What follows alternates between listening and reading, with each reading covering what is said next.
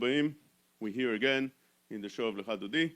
We're going to speak today about the Halachot of Tisha B'Av that's coming, and we need to go through them one by one and see what's mutar and what's asur. The Shulchan Aruch starts off in Siman Tuf Kuf Nun Daled with the following words: Tisha B'Av asur, birchitza, one is not allowed to wash on Tisha B'Av. Sicha, he's not allowed to rub ointments for pleasure on Tisha B'Av. He's not allowed ne'ilah, ne'ilat sandal, which means leather shoes. תשמיש המיטה ואסור לקרוא בתורה, נביאים וכתובים ולשנות במשנה ובמדרש ובגמרא, בהלכות ואגדות, which means one is not allowed to learn Torah on Tisha B'Av.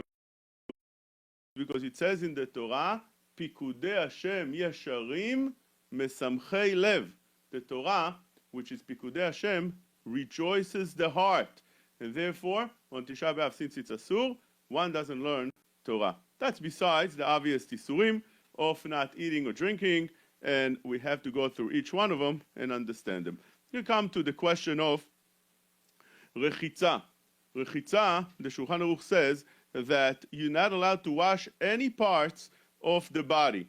It's not a complete body only, also, but you're not allowed also any part of the body. So therefore, the Shulchan Aruch says, רחיצה אסורה בתשעה באב, בין בחמין, בין בצונן, אפילו להושיט אצבעו במים אסור. You're not allowed to wash any limbs of the body, even a small finger, whether you're using hot water or cold water, even though it's not necessarily for pleasure, one is not allowed to wash any parts of the body. And therefore, when one wakes up in the morning and he needs to wash netilat yadayim, how would he do that? How would a person wash netilat yadayim in a way that it would be mutar? So you need to know that many of the things actually are mutar because they're not necessarily rechitza shel ta'anug, which means if one wakes up in the morning and he wants to wash just to take off the tumah, that kind of rechitza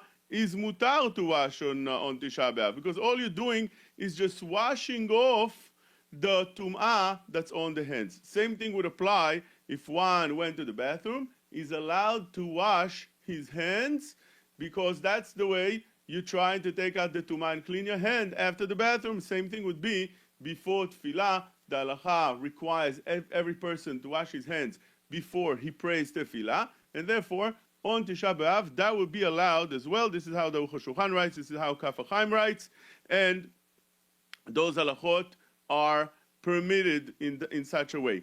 But when you do it, the halacha is that you need to do it up to kishrei etzbeotav, which means up to the knuckles, the end of the fingers, where it connects to the hand itself. And therefore, one should wash only up to that part and not more than that. But it says in the Orchot Rabbeinu, in the name of the Chazon Ish, that one doesn't have to be very, very precise, make sure that it's exactly here.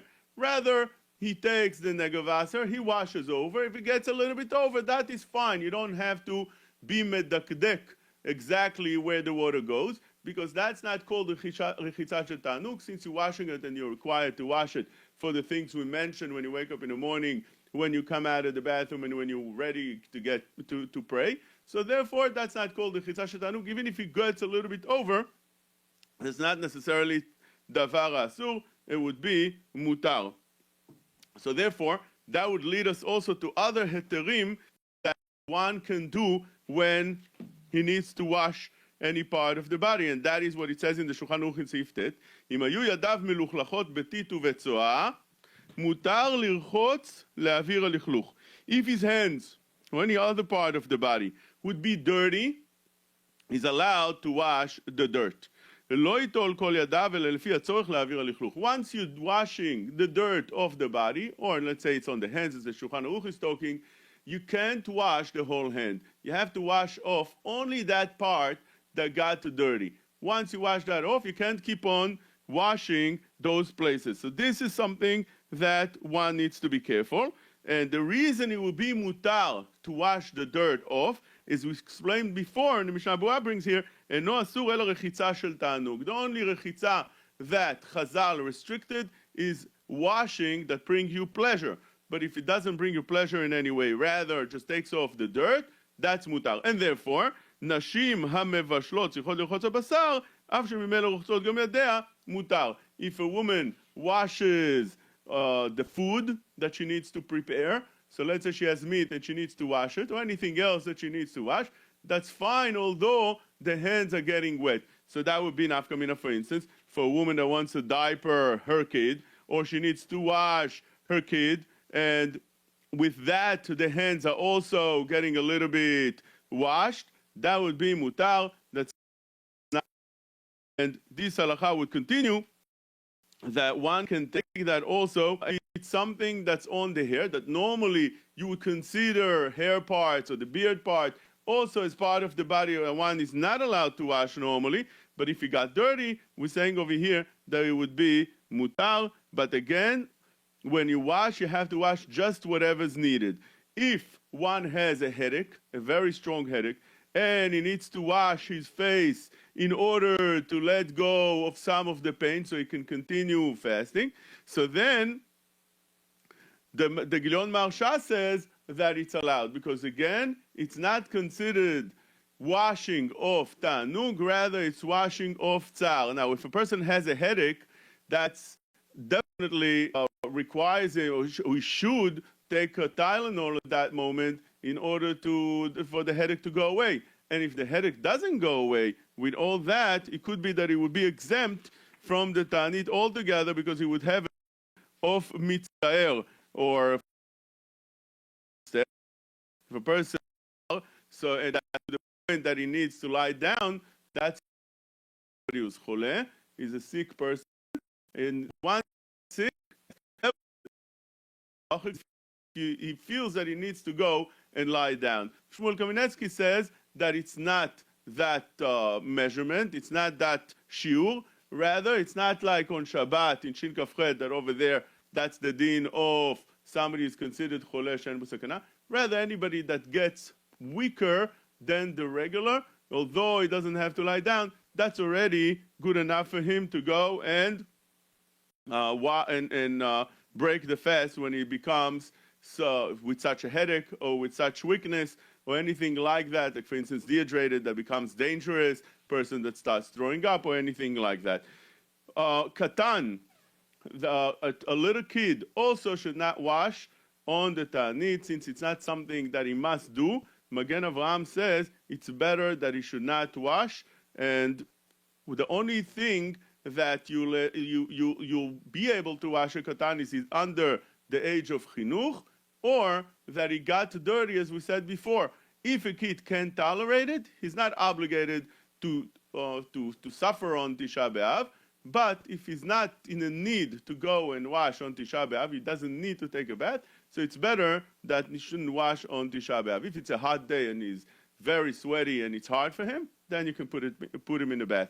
And therefore, we said overall that one is allowed to wash the food. How about doing dishes? So we need to know that cleaning dishes, we're saying that if it has food over there in places that bugs could come, definitely would be mutar to wash. But overall, a person should not be wasting his day with doing housework. And even ladies in the house should not do housework, as it's brought down in many, many sfarim, that all kind of housework should not be done, especially before chatzot.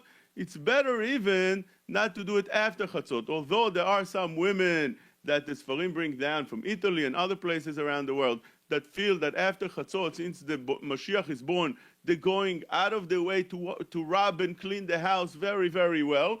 But the poskim say that that's not a minhag that should be practiced, and one should avoid doing such work. But if one needs to do some things, he should leave it for after chatzot. So therefore, if a woman needs to cook food, the Halakha in Shulchan Aruch says that one should not prepare the food before chatzot, before midday, which usually comes around 1 o'clock, rather afterwards. And that with an exception if she has to do a very large amount of food and she's not going to have the time, and what we call tzorkei harabim, let's say cooking for a large amount of place, a place in the camp, some kind of school, places like that that have large amount of people that you'll have to start beforehand.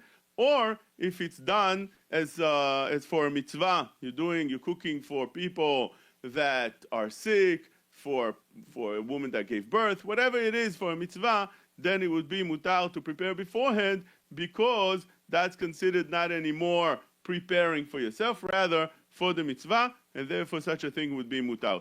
But otherwise, just cooking should not be done before chatzot. It's better not to prepare anything even after chatzot. Like for instance, to do laundry is definitely one shouldn't do, because the issur of doing laundry is even before Tisha B'Av, kol sheken in Tisha B'Av itself. Also, for instance, folding the clothing and arranging them also should be avoided at that time, because that takes a person away from the avelut. The issur of all that is because it's masiach dat min avelut. When a person is busy doing things and with that he takes his mind off the avelut, that is wrong. One should have his mind constantly on the avelut, and therefore the issur melacha comes to tell us that you can't go to work on that day. Why not? Because when you go to work, you masiach dat min avelut. This is how the Shulchan Aruch brings down. Although it depends on the minhag of the place that you live in, but the halacha is that today everybody is considered under that minhag of not doing melacha. This is how the poskim bring down, and therefore, since today it's considered nagu shelo la'asot melacha in any place, one shouldn't go to work on Tisha B'Av. If one must go to work, so he should do it after chatzot.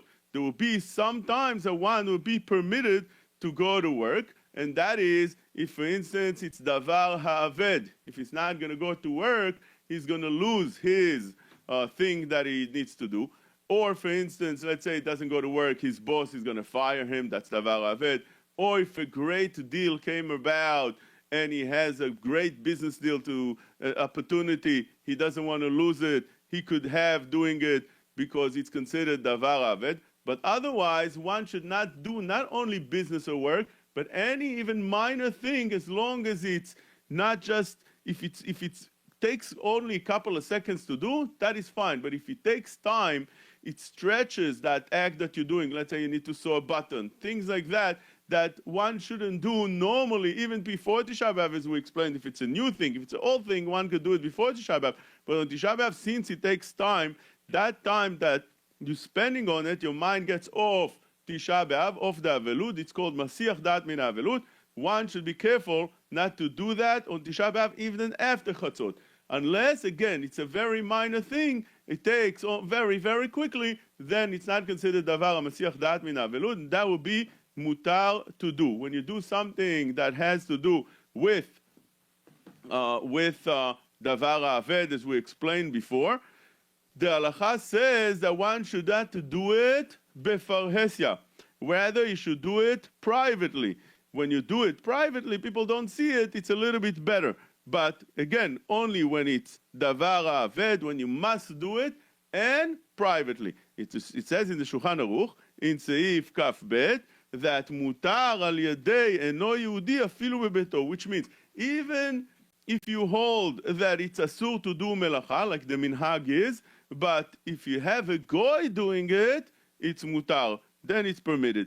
And it says in the Mishnah Berurah, achen livnot binyan te'av shamilta asur afilu al yedei akum, which means once you do a melacha with a goy, it doesn't permit you to do anything you want, only things that are not avsha milta, not everybody seeing it around. So if you see a goy doing construction in the house, fixing places, doing things publicly for the Jew, and everybody can see and tell that he's doing it for the Jew, that's considered avsha milta, something that's very famous. People see it and it makes over here an impression that there's a goy that's working for a Jew. That also should be avoided, and it should not be done even with a goy. But if the goy is not doing it in such a way that everybody's seeing it, it's more on a private side, then it's mutar to do it with a goy. There's no isur doing melacha on Tisha B'Av with a goy. And it says in the Shulchan Aruch That's a halacha in Shulchan Aruch. Normally such a thing would not come to the Shulchan Aruch, but the Shulchan Aruch tells us that if one did a melacha, he made a melacha on Tisha B'Av, he went to work, he profited from this, eno ro'eh siman bracha me'ota melacha, which means the blessing is not going to be on that money that he made, and he's going to lose the profit that he made over here. So therefore, one needs to think twice if he wants to do such a thing, even if he has to. So then he needs to do it only in a private way and after Chatzot if possible. If he can't even do it after Chatzot, as an example we said before, his boss requires him to come on time, or then he might lose his job. That's considered a real davar aved. One could go to work at that matter. But that takes us also again to the work around the house, that you need to be very careful of what you're doing. Not everything is allowed, even around the house. One needs to be careful. Another thing that we want to speak about, when we're learning over here, we said that the Shulchan Aruch mentions rechitza, and then he mentions sicha. What sicha? Sicha means rubbing all kind of ointments on your body. Now, the only sicha that's asur is sicha of something that brings you pleasure. So that means you take creams, hand creams, and you put it around your hand. That gives you some kind of good feeling. A place that you put the cream. But because they're not sicha shel ta'anug. Like for instance, if one needs to put creams, the ointments for all kind of rash that he has, something else that he needs to rub around his body, that's for medication or anything like that, that would be mutar. About if you have, if a person doesn't smell good and he wants to put deodorant, that would also be mutar because it's not sicha shel ta'anug. It's just to take away the bad smell that he has. Another thing that people need to be careful, that is the makeup on Tisha B'Av. Ladies should not put makeup on Tisha B'Av because when you put, for instance, lipstick, that's considered sicha, that's considered rubbing something on your body. And Moshe Feinstein was posek that you're not allowed to do such a thing. One needs to be careful not to put any kind of, although even sometimes it's without smearing it on the body. Like for instance, it's a powder, such a thing, Moshe Feinstein says that it's not for Tisha B'Av. Other things that we need to know, that although we said it's asur to put all kind of makeup on the body, but if we have a kala that just got married within 30 days, over here we would allow her to put all kind of makeup in order that she should look good for her newly wed husband. And this is how the Kaf HaChaim brings down in the Mishnah Bura. Another thing that is permitted for every man and woman, and that is to put, besides the deodorant we spoke before, but to put also perfumes. Since the person on Tisha B'Av tends to sweat and doesn't smell good, and there's a problem with Kvod HaBriot, it's a dignity of a person to look and smell representable, and therefore putting some kind of perfume could be that would be mutar. This is how it seems like from what Chazal only restricted sicha shel ta'anug. If it's not done for ta'anug, it's not done in order to smell good, rather to take away the bad smell, such a thing would be mutar. And with that we're coming to the next halacha of neilat hasandal. Neilat hasandal, that's the next thing that the halacha in the beginning of Taf Kuf Nun Daled restricts, and that is wearing the shoes. When you wear shoes, that's problematic. You can't wear leather shoes on Tisha B'Av. So what should a person wear? One is allowed to wear shoes that are man-made or any other fabric except leather. What about something that's leather look-alike? It looks exactly like leather. Should you be able to wear it? Well, logically, you are allowed to wear it. But what about the problem of Maritain? People are seeing you wearing black, leather-looking shoes. They might think that you're wearing over here leather. Is that davar hamutar? So that is brought down also in the Sfarim, that it would be permitted, And the reason it's permitted, because such a thing we're considering that there's no isur of marit ayin. The reason for that is brought down in many sfarim about other things that are common. Whenever you have something that's very common, you don't have to worry about marit ayin. For instance, it says like this, same idea in Divrei Malkiel and in Betzel HaChochmah, that when you're eating something, let's say you're eating meat, and you have something that looks like milk, let's say you have coffee with, you have a powder inside. Now it looks like you're drinking coffee with milk, but since today it's very common to have those powders that are not the dairy, there's no isur anymore of marit ayin on such a thing. Marit ayin would apply only when you're doing something that really looks like you're doing isur, but since today it's common, so therefore people are not going to suspect you. This is how it's brought down in some poskim that say that over here would be the same halacha, that one could wear such shoes. Shoes is exception for ktanim, which means although you have a child and he doesn't have to do any of the restrictions of Tisha B'Av, he could eat, he could drink. We said that it's better not to wash him, but halachically would be allowed to wash him if he needs to wash. And all the other things that are restricted on Tisha B'Av also would be uplifted for Katan. But Neilat sandal, it's better not to put him leather shoes. And the reason for that is because there's no difference for him if he wears leather shoes or non-leather shoes. And therefore such a thing would be mutar. Although Chacham Ovadia in Chazon Ovadia brings opinions that today the leather shoes are mutar even for a katan, because all Chazal only said that it's fine for the katan not to wear, that katan should not wear leather shoes. That was in their time when there was a big difference between the two. Today, that if a katan wears leather shoes or non-leather shoes, it would make a difference for him. Back then, it wouldn't make so much of a difference for him. That's how he explains. He brings some poskim that say like that. Therefore, he says that the katan could wear leather shoes, but most of the poskim would say that the katan should try not to wear those leather shoes. One should not get him such a thing, give him such a thing. Rather, it should be mechanech that you should wear the rubber shoes as well. When you have those leather shoes, sometimes they have a buckle that's made out of leather, and although the rest of the shoe is not leather, but since you have the buckle on top, you have to know, is it mutar or asur? So it depends. If it's just to hold the feet, just to close up the shoe, that would be davar mutar. But if it holds the feet, it's a large piece that holds the feet, it's not allowed anymore. If you have a design on the shoes that are made out of leather, design doesn't hold the shoe, it would be davar hamutar.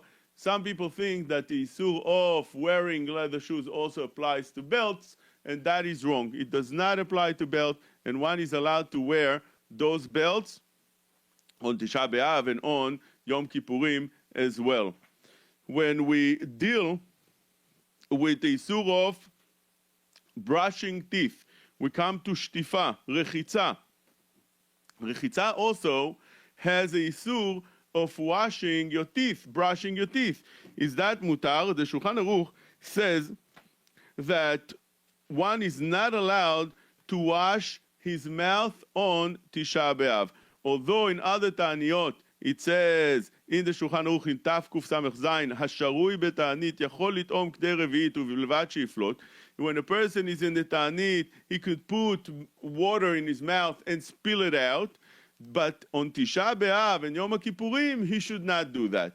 Now, the Shulchan Aruch is really contradicting himself, because later on he says that Misha Darko Lirchotz Piv B'Shacharit B'Ta'anit Tzibur Lo Kasher Lemei Badachi.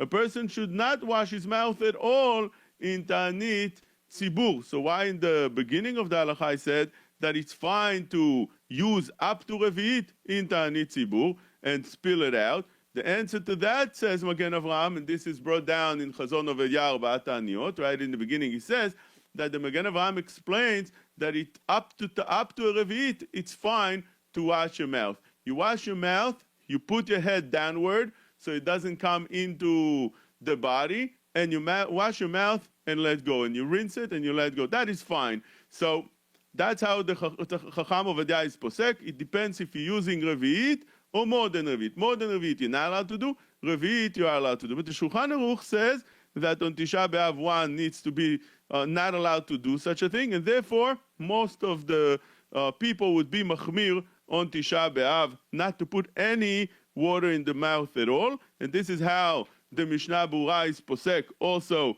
he says that lo kasher lemei badachi, and the only time you can allow such a thing is b'makom tsar. On a regular ta'anit, if a person has tsar, not washing his mouth, he's allowed to wash his mouth.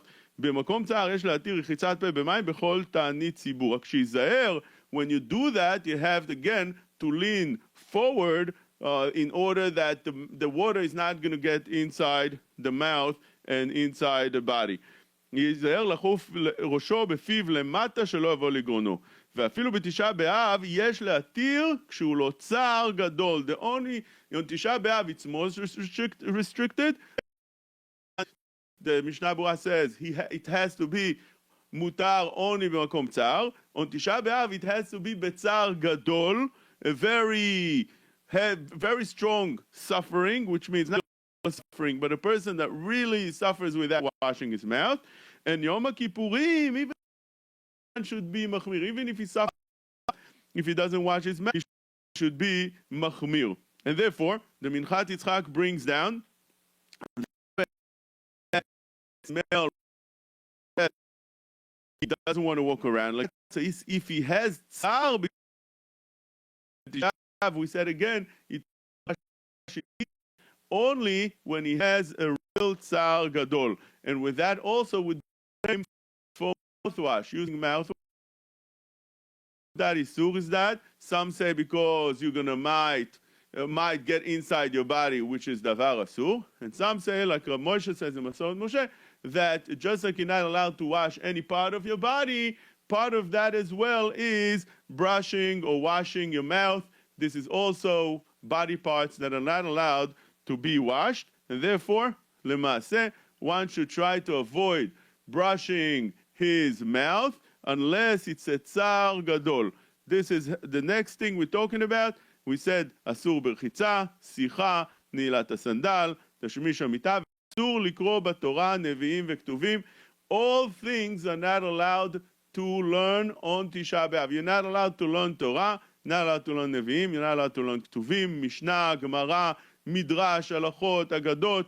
All that brings you happiness, and one needs to make sure that he doesn't learn any of that because it's Asur on Tisha B'Av. And the only things that will be mutar are those things that have tsar learning them, which means you learn gemarot that speak about avelut, like in Elu Megalchin, that those gemarot that speak about avelut or halachot of avelut, or the gemarot in Perek HaNezakin in Gitin that speak about the Chorban HaBayit, or one that wants to learn the Midrash Shecha. Those things one is allowed to learn because those bring a person tsar. When he learns them, they're not actually under the Pikudei Hashem Esharim Mesam Chelev. That would be mutar to learn. How about reading Tehillim? The majority of Peskim say you're not allowed to read Tehillim on Tisha B'Av. Mishnah Berurah brings that although there are places that the minhag is to read Tehillim, but in the city of Pozna he says that the minhag is not so, and rather they would read the Tehillim on the next day after Tisha B'Av, what they missed out on Tisha B'Av, which means some people have a certain seder. They read a certain amount of Tehillim every single day. There are others that would do every day. There's a group of people. They read a certain amount of Tehillim. They read a certain amount of Shir HaShirim. Whatever it is, they took upon themselves. And they do it on regular basis. On Tisha B'Av, one should not do such a thing. It says over here, and that's the way they did in Pozna. They would take whatever they were obligated to say on Tisha B'Av and say it the next day. Rabbi Eliashiv said that if you do such a thing and you're doing it for a sgula, every day you're reading a certain amount of Shir HaShirim, sgula for getting married, somebody that does Tehillim, sgula for other things, all kinds of sgulot. Those sgulot should be put hold on Tisha B'Av, and the next day they should do and complete yesterday as well, which means they read twice, and the Sgula will still be applicable. This will be still something that would come. And therefore, one needs to be careful with that. Although Chacham Ovadia brought those that are Mekel, like Leket Yosher, that says that one is allowed to read Tehillim on Tisha B'Av, and that this is how Chazon Ovadia, Chacham Ovadia is posek. But since majority of the poskim don't agree with that, like the Or Letzion, Kaf HaChaim, we saw the Mishnah Bura, and the Binyan Olam says that it's not a good minhag to read Tehillim. And the reason for that is because the Tehillim has some mizmorim that are derech shirot v'tishbachot. They're not only bakashot. Some Tehillim are prayers. So prayers is not asur on Tisha B'Av. But other Tehillim has in it singing. Such a thing is not allowed on Tisha B'Av. Therefore, according to all that, really one should be careful not to read Tehillim on Tisha B'Av if possible. Another thing that people could do on Tisha B'Av, and that is read Divrei Musar. When you have Sfarim of Musar, if you want to learn in them, that is fine. Like for instance, Mesilat Yesharim and things like that. Since you're learning Musar, that would be Mutar. This is how it's brought down in few Sfarim, in Neve Shalom, in Rav Chaim Falaji. He said that it's Mutar to learn Musar, and Lemaise he says that Yesh Li'Yashev Bazeh, Mutar or it's Asur. Some wanted to say that it should be Asur to learn Musar, but since we have over here a lot of poskim like the Machzor Viteri, Gesher HaChaim, that say that for Avel even is allowed to learn Musar, so therefore one could allow himself that as long as he's not learning it in a way that's going to be Mesameach Halev again, which means sometimes you can take that Musar and go in depth into it. So even Dvarim HaMutarim to learn, as it says in the Shulchan Aruch, all these things that we said, Mutar Lilmod Midrashecha, Elu Megalchin, Nilmod Perushecha, Perush Eyov, all that as well, but even that, the Mishnah Bura writes, Hainu sheilmad bepshutam shim, not learn it bederech pilpul, like he's learning Torah with questions and answering all kind of answers. One should not do that. Rather, you learn it exactly what it says, understand, and keep on going. You could build up over here a good question and a good answer. This is not the correct time to do that. And when we're learning the Torah, the reason machloket in the poskim we considered that in learning Torah, Chazal said instead of learning those things, one should learn dvarim hametzarim, dvarim hakashim, and therefore they just told you the way how to learn and what to learn. Or do we say that Tisha B'Av is not a day that you're obligated to learn Torah altogether? And what Chazal said is that instead of sitting, doing nothing, this is okay to learn, but you're not even obligated to do that. So therefore, that would be a difference between if a person could go and lie down and rest, although he's not tired, he could sit down doing nothing, or do we say that he is obligated in learning Torah, and therefore he's obligated to learn those things? If we say that it's a regular day, just like any other day of the year, that one is obligated to learn Torah, just Chazal told you, instead of learning what you regularly learn in the Gemara, come and learn it today in Dvarim HaMetzarim. That is something that one has to do, and he can't just sit doing nothing. But if we're saying that one is not obligated, and Chazal only told you that instead of doing nothing, if you want to do something, you could learn that. So therefore, according to that, you're not going to be be obligated to learn those things.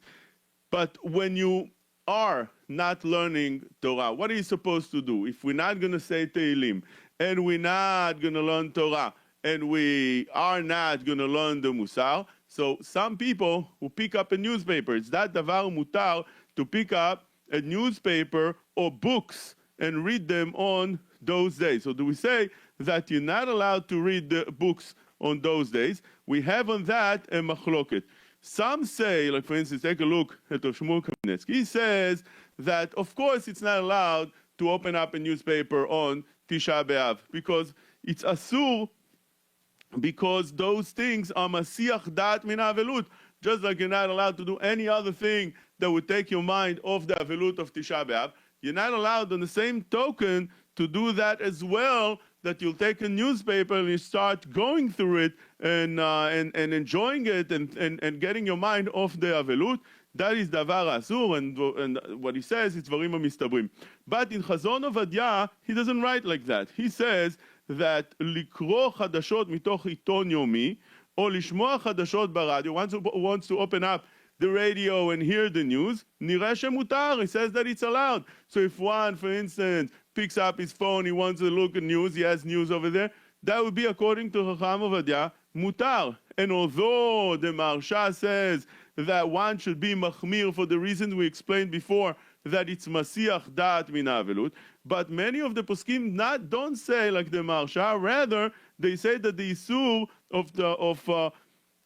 of doing whatever it is restricted is because it's masameach lev. You're not allowed to learn Torah because it's masameach lev. So therefore, if you open up something that's not masameach lev, you open up a book and you're going to read over there history, biology. That's not mesameach lev. You want to open up the newspaper or open the radio and listen to the news. That's not mesameach lev. According to Chacham Ovadia, those poskim would hold that it's davar mutar.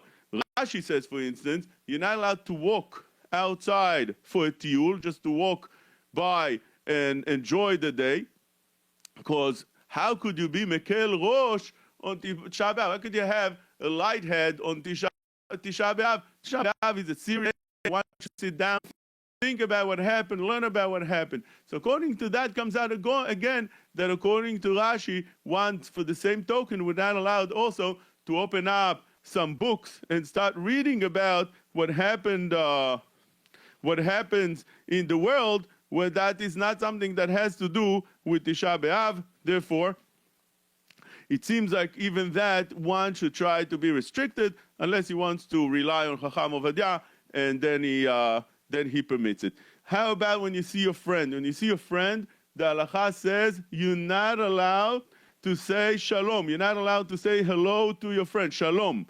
En she'elat shalom lechavero b'tisha b'av.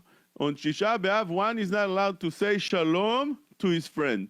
When you see your friend on the road, you don't say shalom. And if he didn't know and he told you shalom, so you can answer him b'safa raka or rafa uvechoved rosh, which means in the seriousness you answer him, but not with a happy smile that you saw him. And that is something that not necessarily would apply of saying hello, because some of the poskim would say that shalom and hello are two different things.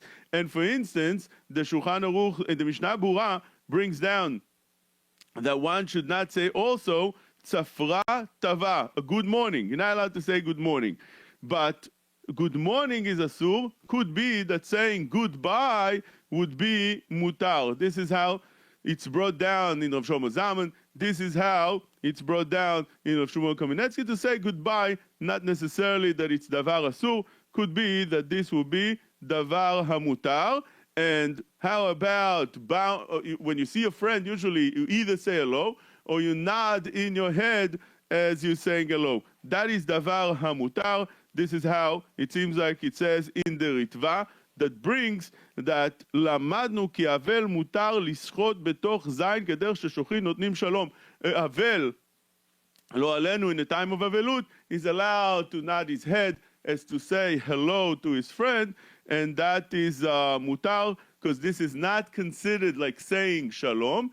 It's expressing hello, but it's not saying shalom. Therefore, such a thing would be mutar. If you take a look at Salmat Chaim, he doesn't permit such a thing. He says that this should be asur. On Tisha B'Av, one is allowed to say mazal tov. You see your friend, he tells you, I had a baby boy. You're allowed to say mazal tov to your friend. Mazal tov is a bracha. Saying a bracha is mutar, although there are those that want to say that even saying mazal tov should be restricted, or should be avoided rather. Not restricted, avoided.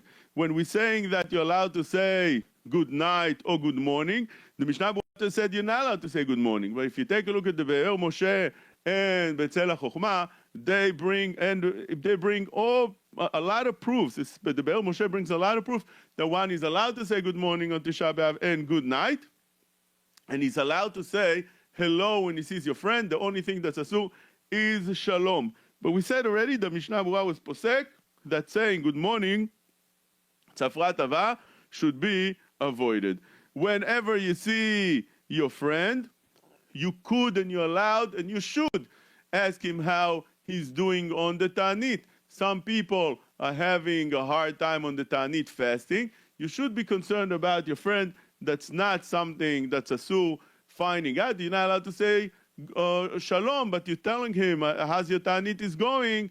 That is fine. And you're allowed to give him a bracha, telling him that he should live a long life and he should be well. Those things are permitted. You're allowed on Tisha B'Av to go visit somebody who's sick, and maybe it's the right time to visit somebody who's sick and to show him that you're concerned about him. This is a summary of saying shalom to your friend. Now, there's another thing that we need to talk about, and that is sitting down. When we said that on Tisha B'Av they are restricted, some of the things are restricted from Chazal, and some are minhagim. So those things that we spoke about before, most of them were Chazal restrictions, which means when we said in the halacha, in the very first halacha in Tafkuf Nun Daled, asur berchitza, sicha, nilat asandal, tashmish hamita, likro b'Torah.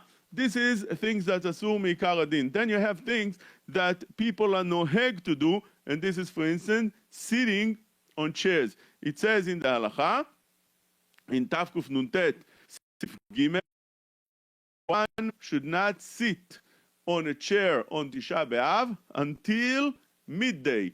By midday, he could sit on a chair, and rather he should sit on a chair to show that it's time of Nechama, because that's the time that the Beit HaMidrash started to get burnt, and we're showing Nechama that Hashem got angry, and instead of taking his anger on Am Yisrael, he took and burned etzim v'avanim, he burned the Beit HaMikdash. And therefore, on Chatzot, midday, one should sit on the chair. But beforehand, one should sit on the floor, and even small children should sit on the floor, because they have this din of chinuch up to the age about 6, 7.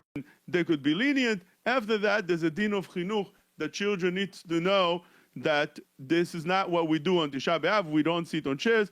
We sit on the floor. Now, when you're sitting on the floor, the halacha says that you should have something in between you and the floor. Don't sit straight on the floor. This is how the Mekubalim bring down. It's mentioned in the Sha'arei Tshuva, Siman Tafkuf Nuntet, and he says that although the Ma'aril sat on the floor itself, nothing in between him and the floor, but B'Shem Ma'ara Sha'aryeh, She'al Pi HaKabbalah, according to Kabbalah, En Lishev Lehedya, רק יפסיק בבגד שאינו לבוש בו, which means you put some kind of clothing that you don't wear between you and the floor. And this is how the minhag is, not to sit straight on the floor. When you're sitting on the floor, how high could that be in order to permit such a thing?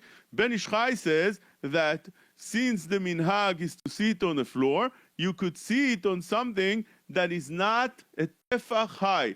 Tefach is about 10 centimeters. So put something on the floor. You don't have to sit straight on the floor. You can put something that's not the size of a hand, 10 centimeters, and no gavoa tefach. That is the shiur that the Ben Ish Chai brings. But others say, like the Chazon Ish, that you can go up to 3 tefachim. As long as you don't have 3 tefachim, that is fine. Rav Shlomo Zalman wrote that it's not really written openly in the halacha that it needs to be a certain height. Rather, as long as it's a low chair, that is davar mutar. So you don't have to go and start measuring your chair. So Shlomo Zalman says, just make sure that it's much lower than a regular chair, that it's visible and it's showing, it's expressing that you're not sitting on a regular comfortable chair, rather somewhere very low. And many times you'll see that there are people that find in the shul a seat right by the steps where they go into the hechal. Over there, it's very comfortable to sit because it's pretty high, although it's not a regular height where you normally sit, but it's pretty high and it's comfortable to sit on such a thing.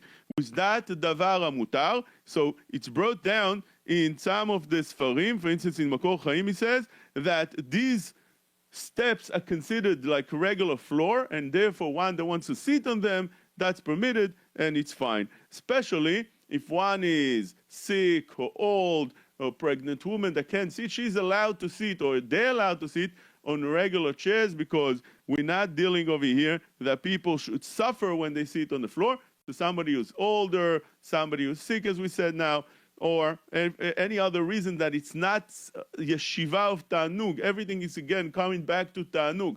It's not a yeshiva of ta'anug, such a thing would be mutar. And therefore, for instance, if one is driving a car, you're allowed to sit on the chair in the car, or to sit on your seat. Why is that? Because it's not yeshiva shel ta'anug. This is how Zaman Orbach says, this is how Shmuel Kominetsky says, this is how Chacham Ovadia brings down.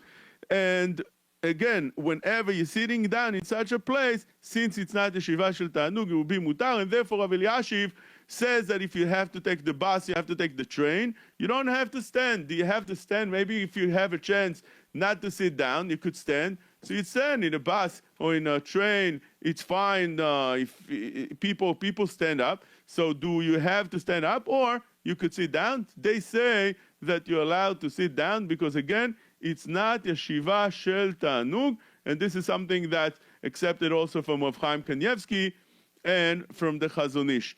Interesting halacha that on Tisha B'Av, when you're sitting on the floor, you see an older person passing by, one doesn't need to stand up for them. Very interesting, because normally it's a chiyuv deoraita to stand up for a Talmid Chacham or for an older person that's over the age of 70. So now that you see him, why is it that you're not going to need to stand up for him? There's two opinions to explain that. The Levush says that the reason is because you tarud betzaro, which means a person that is avel, as the Shulchan Aruch says over there in Yoreh De'ah Shinayin Vav, he says that a avel does not need to stand for a nasi. So therefore, what would be the reason? Because he's tarud betzaro, says the Levush. He has constantly now tzar.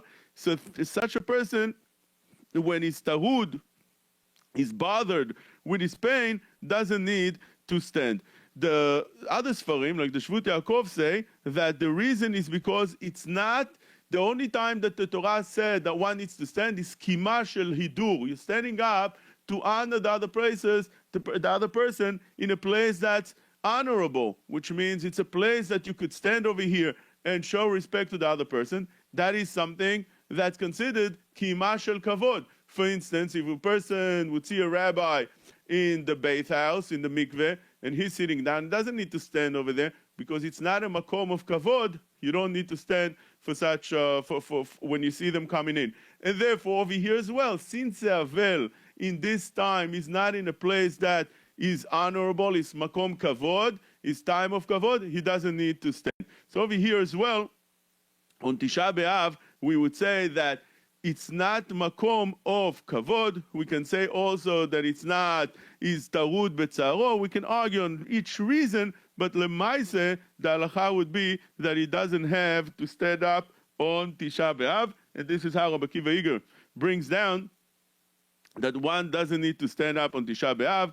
The Gilyon Maharsha brings that as well, and the Igrot Moshe, and with the exception again that one doesn't need to sit down on the floor if it becomes very hard for him. Like for instance, if a woman is pregnant, if a woman is nursing, once she feels that it's very hard, she doesn't have to sit on the floor. Now remember that the halacha in the Shulchan Aruch, he brings down such words. That's how he ends up the halachot in Taf Kuf Nun Daled of Tisha B'Av, and he says that kol ha'ochel v'shoteh b'Tisha B'Av eno roeh b'simchat Yerushalayim. one that eats or drinks on Tisha B'Av would not get to see the happiness, to rejoice in Simchat Yerushalayim when Bet HaMikdash will be built and Yerushalayim would be again built up.